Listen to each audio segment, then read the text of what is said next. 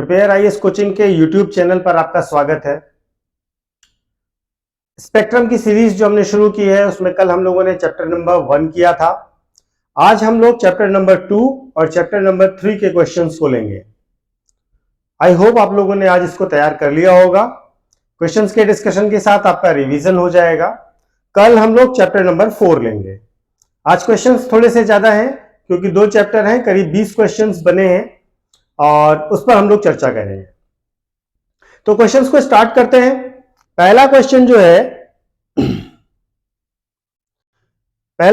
है उसको देखिए। Consider the following statements with regard to parties to the third battle of Panipat. जो third battle of Panipat था उसकी पार्टीज के बारे में आप विचार कीजिए। जो थर्ड बैटल ऑफ पानीपत है वो आपका होता है 1761 में, ठीक है। तो इसमें जो है पहला पॉइंट ये कह रहा है the Marathas were assisted by the Rohillas and the Nawab of Awadh. दूसरा ये कह रहा है the Afghans manage to get tacit support from the British East India Company. देखिए, जो थर्ड बैटल ऑफ पानीपत था उसमें ईस्ट इंडिया कंपनी ने किसी का भी पार्ट नहीं लिया था, ठीक है। तो ईस्ट इंडिया कंपनी जो है वो न्यूट्रल है इस थर्ड बैटल ऑफ पानीपत पे, ठीक है। ये मराठा और अहमद शाह अब्दाली के बीच में हुआ था। अहमद शाह दुरानी के बीच में, ये मराठा और अहमद शाह दुरानी के बीच में हुआ था। और इस जो अहमद शाह दुरानी थे, जो अफगान थे बेसिकली, तो इन दोनों के बीच में जो युद्ध हुआ इसमें रोहिल्यास ने मदद करी थी। रोहिल्या के नवाबुद्दौला थे और उसके साथ साथ जो दोआब रीजन के अफगान थे उन्होंने मदद करी थी। इन लोगों ने मिल करके जो है अहमद शाह दुरानी की मदद से मराठास के अगेंस्ट में वॉर करी थी, ठीक है ना। और जो मराठा पावर थी उसको जो लेड किया था वो सदाशिवराव भाऊ थे, ठीक है। तो मराठास वर लेड बाय सदाशिवराव भाऊ।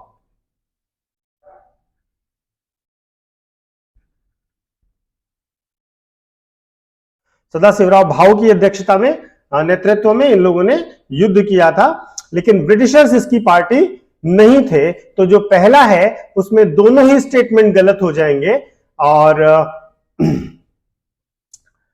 मराठा को ये असिस्टेंस नहीं मिली थी।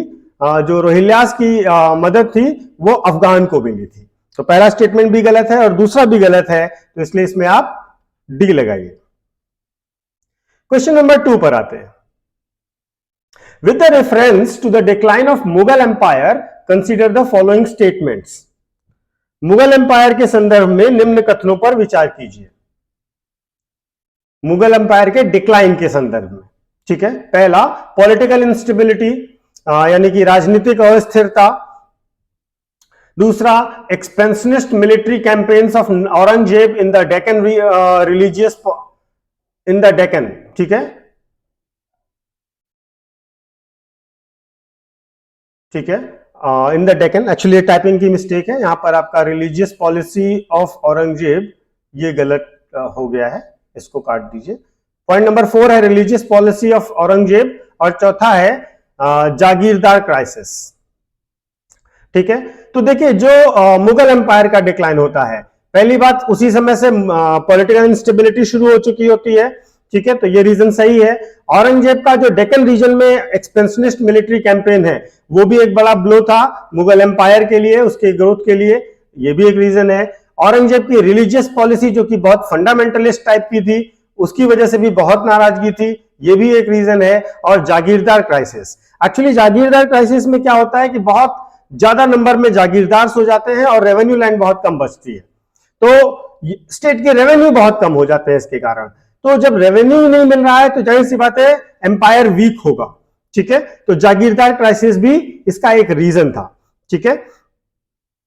और ये चारों चीजें सही है, तो क्वेश्चन ये है कि कौन सा करेक्ट है, तो आप इसमें डी लगाइए,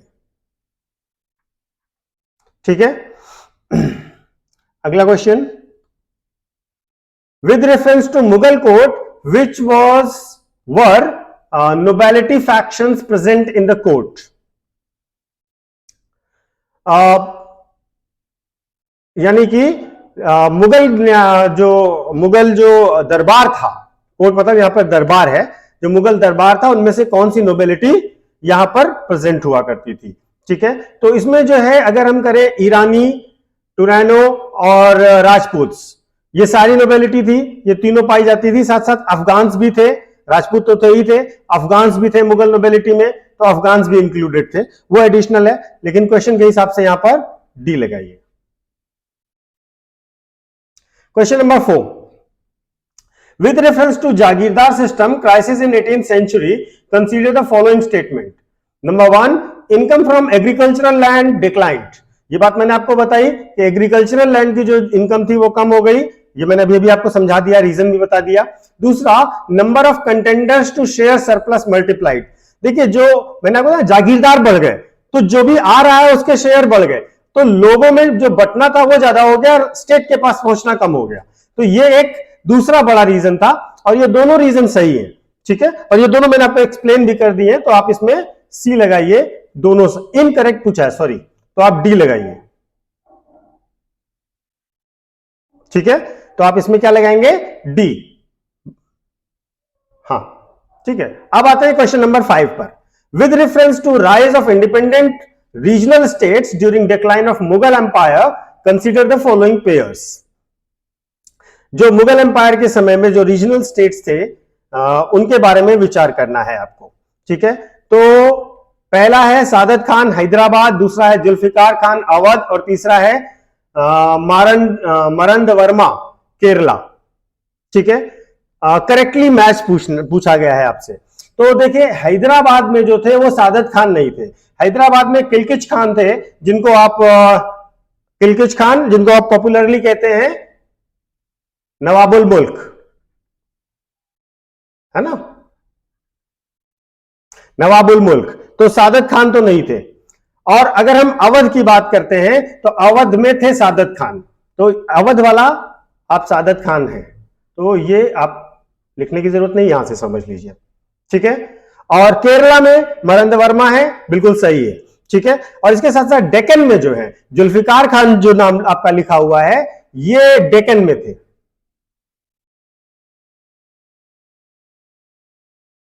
ठीक है, तो जुल्फिकार खान डेक्कन में हो गए, सादत खान अवध में हो गए, नवाबुल मुल्क हो गए हैदराबाद में, और मारंड वर्मा आपके केरला में हो गए। लेकिन अगर हम क्वेश्चन के हिसाब से देखें कि which one is correctly matched, तो इसमें आएगा सी, ओनली 3। फर्स्ट एंड सेकंड गलत है, मैंने आपको उसके एक्सप्लेनेशन दे दिया। क्वेश्चन नंबर 6 पर आइए। During the following consider the following statements regarding treaty of Allahabad. Treaty of Allahabad के बारे में विचार कीजिए। ठीक है, नवाब Shuja-ud-Daula agreed to pay 50 lakh to the company as war indemnity. ठीक है, okay. Point number 2, Shah Alam agreed to issue फरमान ग्रांटिंग द दीवानी of Bengal, Bihar, Orissa to East India Company. Okay. Point number 3, Clive wanted to annex Awadh since beginning. ठीक है, Clive जो है वो शुरू से ही अवध को लेना चाहते थे, उसको बिगनिंग से ही एक्वायर करना चाहते थे। तो जो पहला पॉइंट है, नवाब सुजाउद्दौला ने 50 लाख रुपए वार इंडेमनिटी दी, तो बिल्कुल सही बात है। और दूसरा जो शाह आलम एग्री हुए फरमान जारी करने के लिए, ये भी सही है। लेकिन जहां तक क्लाइव का सवाल है, जो अवध के एनेक्सेशन से जुड़ा हुआ है, तो बेसिकली क्लाइव शुरुआत से अवध के एनेक्सेशन की डिमांड, इच्छा नहीं रख रहे थे। वो अवध को as a buffer state use करना चाहते थे, क्योंकि उनको लगता था कि अफगान और मराठा इन दोनों से खतरा है, और ये बफर स्टेट बना रहेगा हमारे लिए, तो हमारे लिए बहुत सुविधा रहेगी। ठीक है, तो इसलिए अवध को वो कभी अपने में मिलाने में बहुत ज्यादा इंटरेस्टेड नहीं थे। तो इसका आप बी लगाइए, 1 और 2 करेक्ट पूछा है। हाँ, ठीक है। अब आते हैं क्वेश्चन नंबर 7 पर। Consider the following statements with respect to causes of British success in India. Britain की सफलता के भारत में क्या कारण थे? Number 1, superior arms, military and strategy, सही है। दूसरा, brilliant leadership and support of second line leaders, बिल्कुल सही है। और स्ट्रॉन्ग फाइनेंशियल बैकअप, इसमें तो बहुत एक्सप्लेनेशन का रीजन नहीं है। उनके पास अच्छी आर्मी थी, उनकी अच्छी स्ट्रेटेजी थी, उनके पास लीडरशिप अच्छी थी, फाइनेंशियल बैकअप भी था, उनको जब भी प्रॉब्लम भी होती थी तो ब्रिटेन से उनको पैसा भी मिल जाता था, ब्रिटिश संसद से भी ग्रांट हो जाता था। तो इसमें सारे सही है, आप इसमें बिना झिझक डी लगा सकते हैं।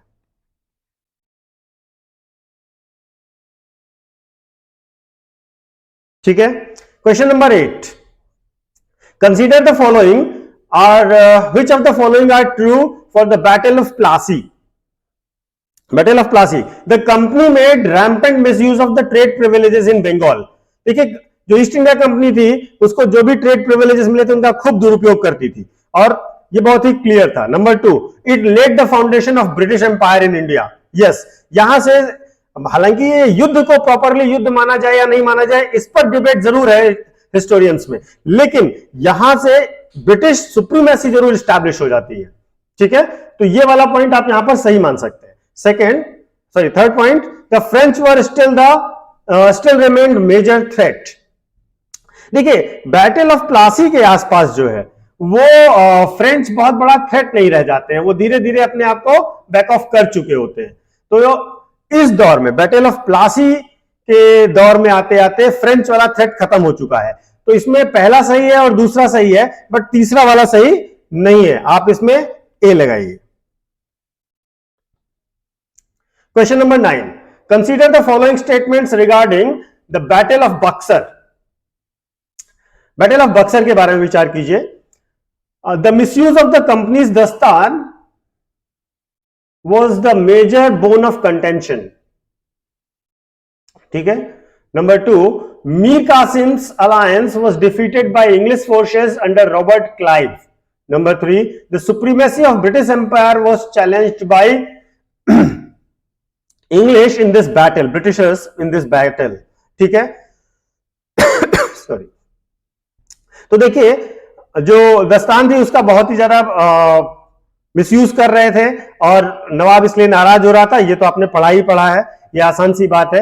जो मीर कासिम है उसके अलायंस को ब्रिटिश फोर्सेस ने डिफीट किया था, ये फैक्टर सही है, लेकिन it was not Robert Clive.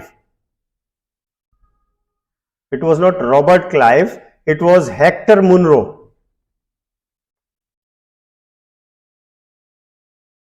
ठीक है, इट वाज हेक्टर मुनरो।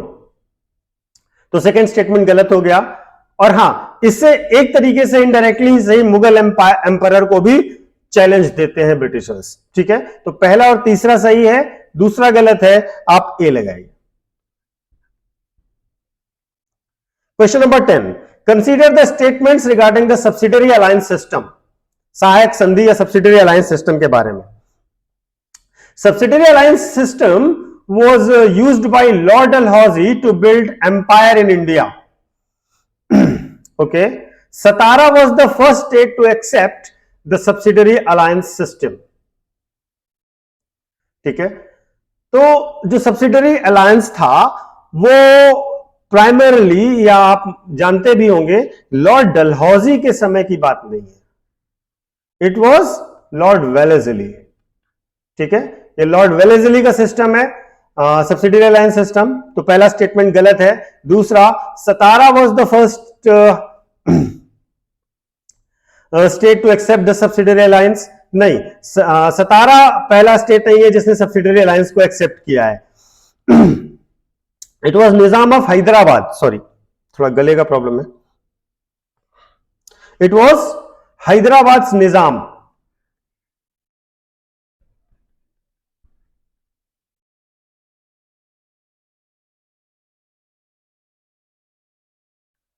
जिन्होंने सबसे पहले सब्सिडरी अलायंस को एक्सेप्ट किया था। तो पहला भी गलत है और दूसरा भी गलत है। करेक्ट आंसर चूज करना है तो नाइदर 1 नाइदर 2 लगाइए, यानी कि डी लगाएंगे। ठीक है, अब आते हैं क्वेश्चन नंबर 11 पर। Consider the following statements with reference to first Anglo Sikh war. पहले एंग्लो सिख वार के बारे में कंसीडर करिए। The first Anglo Sikh war was started when Sikh forces crossed the Satluj River. Okay, question point number 2. The Treaty of Amritsar was signed after First Anglo-Sikh War. Third, the Sikhs were to limit their army to a certain number, यानी कि अपनी संख्या को सीमित करना है। ठीक है, तो पहला स्टेटमेंट जो है वो आपका गलत है, ठीक है। सिख फोर्सेस जब सतलज रिवर क्रॉस करते हैं तो ये नहीं होता है। फर्स्ट एंग्लो सिख वार का ये रीजन नहीं था। दूसरा, Amritsar, treaty of Amritsar was signed after first Sikh war. नहीं, फर्स्ट सिख वार के बाद ट्रीटी ऑफ अमृतसर भी नहीं हुई थी। फर्स्ट एंग्लो सिख वॉर के बाद आपकी ट्रीटी ऑफ लाहौर हुई थी, ठीक है। और Sikhs were limited to their army to a certain number. हाँ, नंबर्स फिक्स कर दिए गए थे कि आपको इतनी ही आर्मी रखनी है, ठीक है। तो इसमें केवल तीसरा पॉइंट सही है, यानी कि आप सी लगाएंगे, ओनली 3, ठीक है। क्वेश्चन नंबर 12 पे आते हैं। क्वेश्चन नंबर 12 कह रहा है consider the following statements with reference to first Anglo Maratha war. आंग्ल मराठा वॉर के बारे में, एंग्लो मराठा वॉर के बारे में आपको बताना है, ठीक है। और ये एंग्लो मराठा वॉर के बारे में देखिए, the port was granted to French by Maratha which aid the British, यानी कि मराठा ने फ्रेंच को पोर्ट दे दिया था जिससे ब्रिटिशर्स नाराज हो गए थे। दूसरा, treaty of Salbai was signed in 1782 and this ended the first Anglo-Maratha war, ठीक है। तो जो मराठा थे, नाना फडणवीस थे एक्चुअली, मराठा लीडर नाना फडणवीस ने एक पोर्ट जो है वो फ्रेंच को दे दिया था, जिसको ब्रिटिशर्स अपनी एग्रीमेंट का वायलेशन मान रहे थे, तो इससे वो नाराज हुए थे, बात सही है। और दूसरी बात, treaty of Salbai was signed in 1782। हाँ, ट्रीटी ऑफ सलबाई से ही ये वॉर खत्म हुई थी, फर्स्ट एंग्लो मराठा वॉर। तो क्वेश्चन ये है कि कौन सा सही नहीं है, नॉट करेक्ट। तो आप इसमें डी लगाइए, नाइदर 1 नॉर 2, यानी कि दोनों सही है, ठीक है। क्वेश्चन नंबर 13 का, consider the following statements about coming of the Anglo Nepalese war. आंग्ल नेपाल वॉर के बारे में है। पहला, the conflict started due to Gorkhas capture the Butwal and the Soran. जो गोरखा थे उन्होंने बुटवल और सोरन पर कब्जा कर लिया था और यहीं से कॉन्फ्लिक्ट स्टार्ट होता है, ये बात सही है, बिल्कुल ठीक है। Anglo Nepalese war ended with the treaty of Sugauli in 1816, ठीक है, ये भी सही है,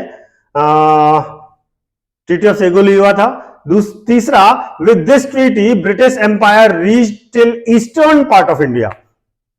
नहीं, ये ईस्टर्न पार्ट में नहीं, थोड़ा सा नॉर्थ के पार्ट में और ज्यादा इनकी रीच बढ़ती है, लेकिन ईस्टर्न पार्ट कहना यहां पर सही नहीं है, तो थर्ड स्टेटमेंट तो गलत है, ठीक है। ये जो आपका एंग्लो नेपालीज वॉर का दौर है वो बेसिकली लॉर्ड हेस्टिंग्स का दौर है, ठीक है ना, यहां पर हेस्टिंग्स है, ठीक है। गोरखा लोगों ने पहले थोड़ा सा कब्जा किया था, उसी वजह से ये सब शुरू होता है, ठीक है। तो इसमें आप पहला और दूसरा सही है, लेकिन बाकी तीसरा वाला सही नहीं है, तो आप ओनली 1 और 2 वाले ऑप्शन पे जाइए और ए लगाइए। Question number 14, consider the following statements regarding Anglo Tibetan war. आंग्ल तिब्बत वॉर के बारे में sorry, Lord Curzon sent regiment on special mission to oblige Tibet to come to an agreement. देखिए, जो तिब्बत का सिनेरियो है वो देखिए, वहां पर क्या हो रहा है कि चाइना का प्रभाव कम हो रहा है, रशिया प्रभाव बढ़ाने की कोशिश कर रहा है, इस बीच में अंग्रेज की एंट्री होती है और अंग्रेजों का ये होता है कि सोचा जाता है कि थोड़ा सा इनको अगर ओब्लाइज कर दे, इनका प्रोटेक्शन वगैरह कर दे, तो क्या होगा कि हमारा एक एग्रीमेंट हो जाएगा, ठीक है। तो ये स्टेटमेंट सही है। दूसरा, the treaty of Lhasa was signed in 1904। जी, ट्रीटी ऑफ लासा हुई थी और इसके थ्रू अंग्रेजों के इनके रिलेशंस बेहतर हुए थे। तो 14th का जो है वो सी लगाएंगे, दोनों सही है। Question number 15, consider the following statements about the doctrine of lapse. Lord Dalhousie was the originator of the doctrine of lapses. Point number 2, first 3 states annexed through the doctrine of lapse was Awadh, Nagpur and Jhansi. देखिए, जो doctrine of lapse है जो doctrine of lapse है ना, वो थोड़ा सा Hindu methodology और हिंदू लॉज में भी आपको मिलेगा, ठीक है ना। और इसका पहला प्रयोग जो है वो फ्रेंच ने किया था इंडिया में। लेकिन यह भी सही है कि लॉर्ड डलहौजी वो है जो इसको पॉजिटिवली और स्ट्रांगली परसीव करते हैं, ठीक है। तो इसलिए डॉक्ट्रिन ऑफ लैप्स के बारे में आप ये कह सकते हैं। लॉर्ड डलहौजी ने करीब 8 स्टेट्स को जो है कैप्चर किया था, ठीक है। तो ये बात तो सही है। तो आपका which one of the following are correct? तो फर्स्ट 3 स्टेट अवध, नागपुर और झांसी नहीं।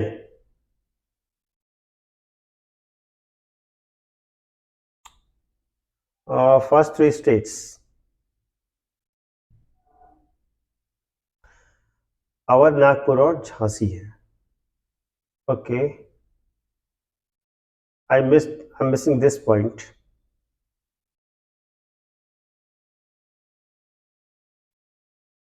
I will give this answer in the comment box.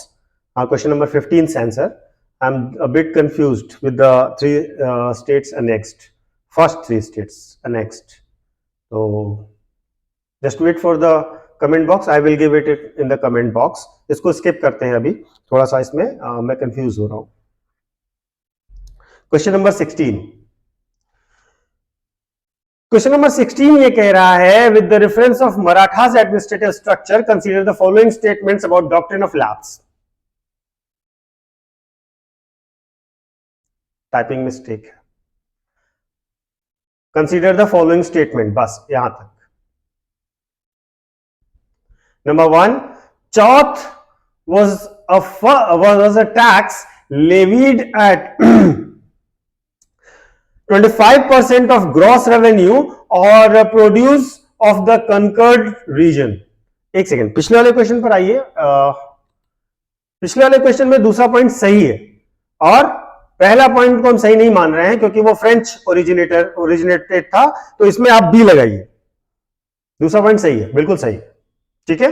तो पहला वाला आप गलत है, वो फ्रेंच वालों ने अब भी किया था और इसका एक थोड़ा सा रेफरेंस आपको हिंदू लॉज में भी मिलेगा, तो इसलिए हम ये नहीं कह सकते कि ओरिजिनेटर है। हाँ, इसने परस्यू बहुत अच्छे से किया था, ठीक है। अब आ जाते हैं नेक्स्ट क्वेश्चन पर। तो with reference to Marathas administrative structure consider the following statements. Number 1, chauth was the tax levied at 25% of gross revenue और produce of the conquered regions. Number 2, sardeshmukhi was an additional tax which was 10% of the revenue levied by the Mughals। देखिए, जो चौथ था वो मराठा लेते थे उन state से जो स्टेट मराठा इन्वेजन्स नहीं चाहते थे। वो जितना भी उनका ग्रॉस रेवेन्यू होता था उसका 25% ऐसा चौथ लेते थे, जिसको हम कह सकते हैं एक तरीके से प्रोटेक्शन टैक्स कह सकते हैं चौथ को, ठीक है। सरदेशमुखी का जहां तक सवाल है, तो सरदेशमुखी जो था वो जो रेवेन्यू लेविड बाय मुगल्स होता था उसका 10% होता था, और ये शिवाजी के समय से होता है क्योंकि शिवाजी ये कहते हैं कि मैं सरदेशमुख हूं और मेरे लिए ये टैक्स एडिशनल होना चाहिए, तो it was an additional tax, ठीक है ना।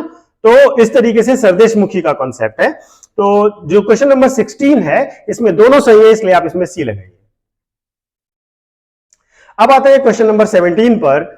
With regard to Hyder Ali, the Sultan of Mysore, which of the following sentences are correct? Number 1, he served in the military of Wadyar dynasty. Yes, he served as a military officer in the Wadyar dynasty, और promote होते होते वो जो मैसूर का area है ना, उस मैसूर के वो बहुत जो होता है ना, सबसे बड़े सैन्य अधिकारी बन जाते हैं, ठीक है ना। तो इस तरीके से ये इसका इनका मिलिट्री बैकग्राउंड भी था, तो ये बात सही है। दूसरा, treaty of Madras was signed after the first Anglo Mysore war.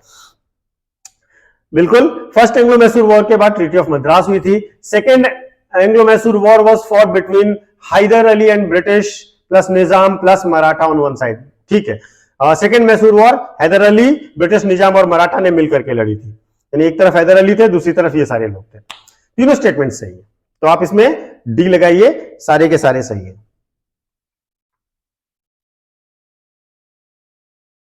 Question number 18।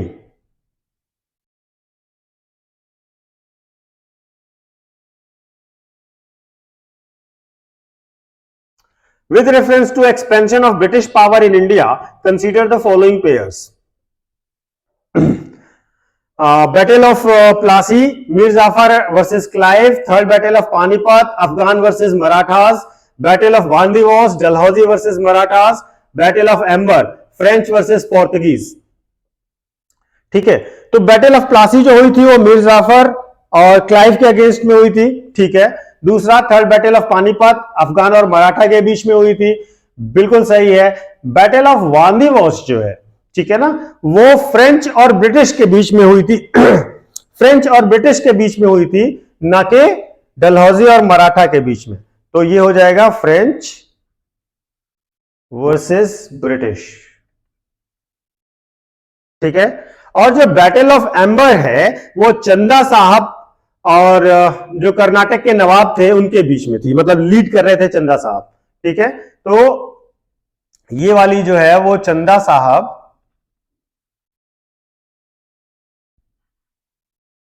Versus Nawab of Karnataka के बीच में हुई थी। तो पहला और दूसरा सही है, तीसरा और चौथा गलत है, तो 1 और 2 मिल जाएगा ए में।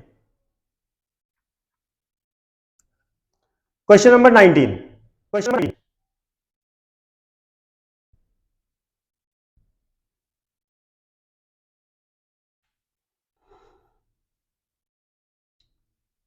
ओके, मैच करना है सेकेंड एंग्लो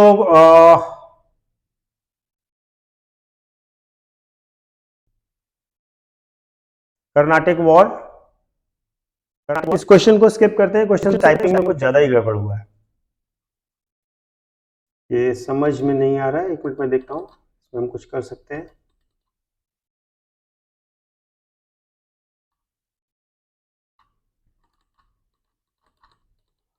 नहीं, इसमें अभी कुछ एडिटिंग नहीं हो सकती, तो इसको अभी ऐसे छोड़ देते हैं। लास्ट क्वेश्चन पर आते हैं, क्वेश्चन नंबर 20 पर आते हैं। Which of the following are incorrect with respect to the state of Mysore during the region of Tipu Sultan? Tipu Sultan के समय में मैसूर के बारे में क्या गलत है? Number 1, modernisation of army was undertaken on the western lines. Tipu Sultan ने मॉडर्नाइजेशन ऑफ आर्मी किया था, ये सबको बहुत क्लियरली याद होना चाहिए। ठीक है, Tipu was not force to sign subsidiary alliance in the fourth Anglo Mysore war. देखिए, टीपू को फोर्स किया गया था, एक्चुअली वो हार गया था, तो फोर्स किया गया था कि वो सब्सिडियरी अलायंस को साइन करे, इसलिए ये स्टेटमेंट गलत है, क्योंकि यहां पर नॉट फोर्स लिखा हुआ है। ठीक है, और treaty of Srirangapatnam was sign by him. ठीक है, Tipu promoted trade with foreign lands, विदेशों के साथ व्यापार को बढ़ाता है टीपू। ठीक है, तो ये वाला पॉइंट सही नहीं है, वो फॉरेन ट्रेड और फॉरेन लैंड पर उतना ज्यादा काम नहीं करता है। इसमें केवल पहला और तीसरा सही है, तो इसलिए आप इसमें बी लगाइए। ठीक है, तो इस तरीके से आज हमने चैप्टर नंबर 3 और चैप्टर नंबर 4 को कर लिया है, और ये चैप्टर नंबर 3 और चैप्टर नंबर 4 जो है वो आपका कंप्लीट होता है। आप नेक्स्ट 2 और 3, चैप्टर नंबर 2 और चैप्टर नंबर 3 कंप्लीट हो गया है। अब हम लोग आगे जो करेंगे वो है चैप्टर नंबर 4। ठीक है, तो इस तरीके से आप ये कंप्लीट तैयार कर लीजिए। अगर कोई डाउट है तो आप पूछ सकते हैं। जो क्वेश्चन नंबर 19 था, जो लास्ट क्वेश्चन था, जो थोड़ा टाइपिंग का एरर था, वो मैं आपको अलग से प्रोवाइड कर दूंगा। ठीक है, तो थैंक यू सो मच। कल चैप्टर नंबर 4 के साथ मिलते हैं, और उसमें भी मेरे ख्याल से 20 क्वेश्चंस बन रहे हैं। ठीक है, तो कल मिलते हैं। कल तक के लिए आप चैप्टर नंबर 4 तैयार करिए। Thank you.